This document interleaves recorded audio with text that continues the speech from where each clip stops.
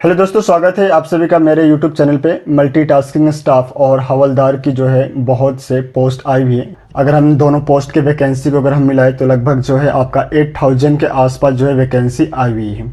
ये सभी के सभी जो आपका वैकेंसी है वो आपका government of India, ministry of personnel public grievance and pension, department of personal and training, staff selection commission के द्वारा ये सभी वैकेंसी जो है आपका आया हुआ है। ये सभी के सभी जो पोस्ट है वो आपका परमानेंट पोस्ट है। इन सभी पोस्ट के लिए क्वालिफिकेशन की बात करें तो 10th 12th और ग्रेजुएशन जो है आपका यहाँ पर मिनिमम क्वालिफिकेशन को रखा गया है। तो चलिए वीडियो को स्टार्ट करते हैं और देखते हैं कि कितनी वैकेंसी जो है आया हुआ है, अप्लाई कैसे करना है, अप्लाई करने का जो डेट है, एज लिमिटेशन है, क्वालिफिकेशन है, इन सभी चीज़ों को हम लोग डिस्कस करते हैं। तो ये आपका रिक्रूटमेंट नोटिस है और यहाँ पे जो है आपका मेंशन किया गया government of India, ministry of personnel public grievance and pension, और यहाँ पे जो आपका डिपार्टमेंट मेंशन किया गया department of personal and training, staff selection commission. तो यहाँ से जो है आपका ये रिक्रूटमेंट नोटिस आया हुआ है और आपका यहाँ पे जो है मेंशन किया गया है मल्टीटास्किंग स्टाफ के लिए और आपका CVIC और CBN के लिए जो है आपका यहाँ पे हवलदार को जो है रिक्रूट किया जा रहा है। इंपॉर्टेंट डेट की अगर हम बात करें तो सबसे पहले जो है आपका यहाँ पर मेंशन किया हुआ है सबमिशन ऑफ ऑनलाइन एप्लीकेशन। जो आपका ऑनलाइन एप्लीकेशन का जो डेट है वो आपका यहाँ पे मेंशन किया हुआ है। ऑलरेडी जो है आपका ऑनलाइन एप्लीकेशन फिल करना शुरू हो चुका है और ये आपका स्टार्ट हुआ है 27/6/2024 से।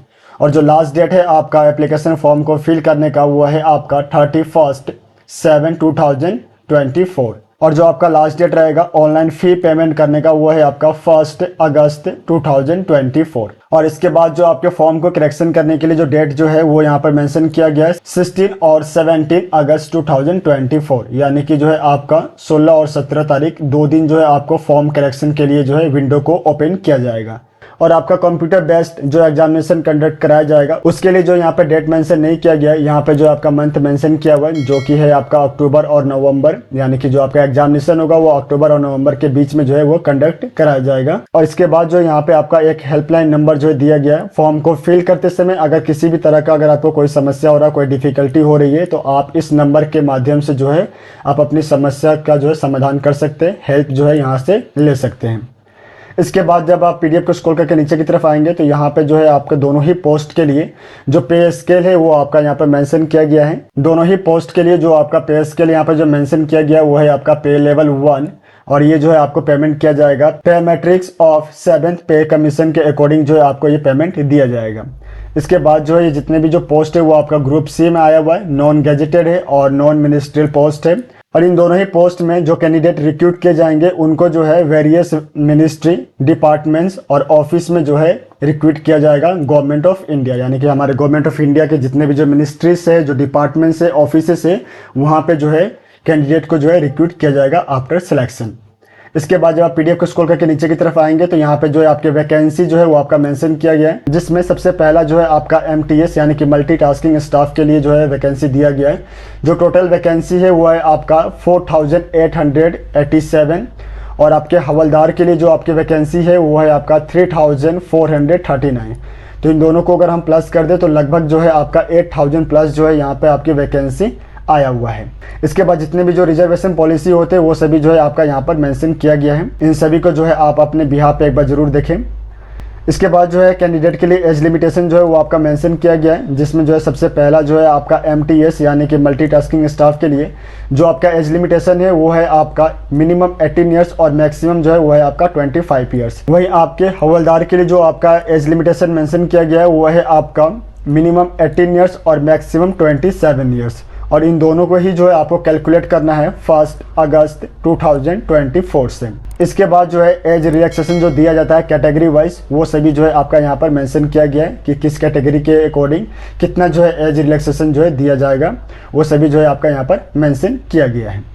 इसके बाद जब आप PDF को स्क्रॉल करके नीचे की तरफ जाएंगे यहाँ पे आपका पेज नंबर 9 में जो है आपके इंसेंशियल जो क्वालिफिकेशंस होंगे वो जो है आपका यहाँ पर मेंशन किया गया है। और इसमें जो आपका मेंशन किया गया है कैंडिडेट जो है मैट्रिकुलम एग्जामिनेशन जो है वो पास होना चाहिए, यानी कि क्लास 10 जो है पास होना चाहिए, या फिर जो है आपका इसके इक्विवेलेंट जो है आपके पास में कोई भी सर्टिफिकेट मार्कशीट जो है होना चाहिए फ्रॉम रिकॉग्नाइज बोर्ड। किसी भी रिकॉग्नाइज बोर्ड से जो है आपके पास में क्लास 10th या फिर उसके इक्विवेलेंट जो है आपके पास में मार्कशीट जो है होना चाहिए, और वो जो मार्कशीट होगा वो आपका अगस्त 2024 का पहले का होना चाहिए। इसके बाद जब आप पीडीएफ को स्क्रॉल करते हुए नीचे की तरफ जाएंगे तो यहाँ पे जो है आपको अप्लाई कैसे करना है उसके लिए जो है यहाँ पर आपको बताया गया है, जिसमें जो है सबसे पहले आपको वेबसाइट पे विजिट करना है। वेबसाइट पे विजिट करके जो है आपको वन टाइम रजिस्ट्रेशन जो है अपना क्रिएट करना है, यानी कि आपको अपना खुद का जो है आईडी क्रिएट करना है, जो आपका रजिस्ट्रेशन आईडी होगा।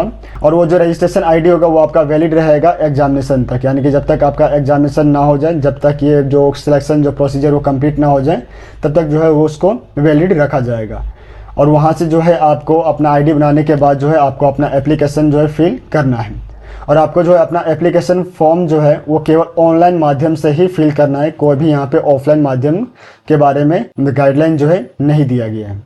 इसके बाद जब आप पीडीएफ को स्क्रॉल करके नीचे की तरफ जाएंगे तो यहाँ पे जो है आपके एप्लीकेशन जो फी है वो आपका यहाँ पर मेंशन किया गया है, जिसमें जो है आपका 100 रुपीज़ जो है आपको एज ए एप्लीकेशन फ़ी देना है। अगर आप वीमेन कैंडिडेट है या फिर आप SC ST या PWBD या एक्स सर्विसमैन कैंडिडेट है तो आपके जो फ़ी है उसको जो है यहाँ पे एग्जाम्प्टेड किया गया है, यानी कि आपको जो है अपना एप्लीकेशन फ़ी जो है वो सबमिट नहीं करना है। इसके बाद जब आप पीडीएफ को स्क्रॉल करके नीचे की तरफ जाएंगे तो जो आपके एग्जामिनेशन सेंटर्स है वो आपको जो है यहाँ पर मेंशन किया गया है। तो सभी स्टेट और यूटी के लिए जो है यहाँ पे आपको एग्जामिनेशन सेंटर दिया गया है। जैसे आपके बिहार और उत्तर प्रदेश के लिए जो है आपके यहाँ पे एग्जामिनेशन सेंटर्स को मेंशन किया गया है, उसी तरीके से आपका जो है अंडमान निकोबार आइलैंड, झारखंड, ओडिशा, सिक्किम और वेस्ट बंगाल के लिए जो है आपका यहाँ पर एग्जामिनेशन सेंटर्स को जो है दिया गया है। इसी तरीके से बाकी जितने भी जो हमारे स्टेट और यूटी है उन सभी के लिए जो है आपका यहाँ पर एग्जामिनेशन सेंटर्स को दिया गया है। तो आप जिस भी रेस्पेक्टिव यूटी या स्टेट से बिलोंग करते हैं तो आपके जो नियरेस्ट है जो आपको सेंटर्स यहाँ पर अवेलेबल है उस नियरेस्ट सेंटर को आप फिल करें, ताकि आपको एग्जामिनेशन के टाइम पे ज़्यादा लॉन्ग जर्नी जो है ना करना पड़े।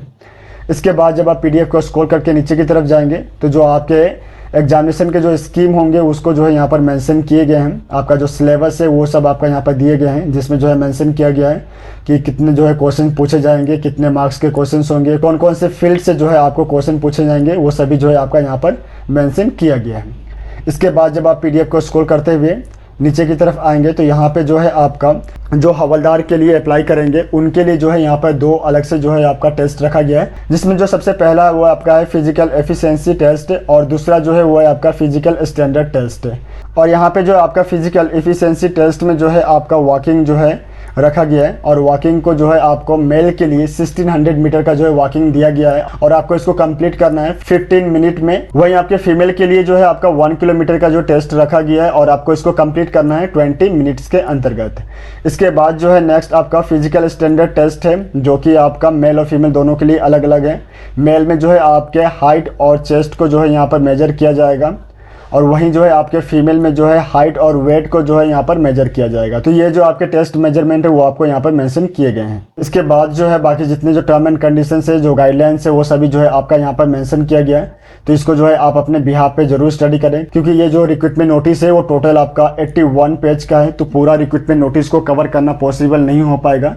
तो अगर आप यहाँ पे इंटरेस्टेड है और अप्लाई करना चाहते हैं तो अप्लाई करने से पहले जो रिक्रूटमेंट नोटिस है इसको आप अपने बिहाफ पे एक बार जरूर स्टडी करें। रिक्रूटमेंट नोटिस और वेबसाइट का जो लिंक है वो मैं आपको डिस्क्रिप्शन में दे दूंगा, तो वहां से जो है आप डायरेक्टली वेबसाइट पे विजिट करके रिक्रूटमेंट नोटिस को डाउनलोड कर पाएंगे। आप सभी को ऑल द बेस्ट, मिलते हैं नेक्स्ट वीडियो में, धन्यवाद।